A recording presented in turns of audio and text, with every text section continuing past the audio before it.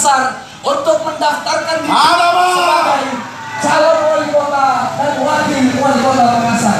Insya Allah dengan doa, dukungan dan bantuan kita semua, pada tanggal 9 Desember 2020 pasangan Dali Fatma akan menjadi pemenang dalam kontestasi pemilihan wali kota dan wakil wali kota Makassar 2020.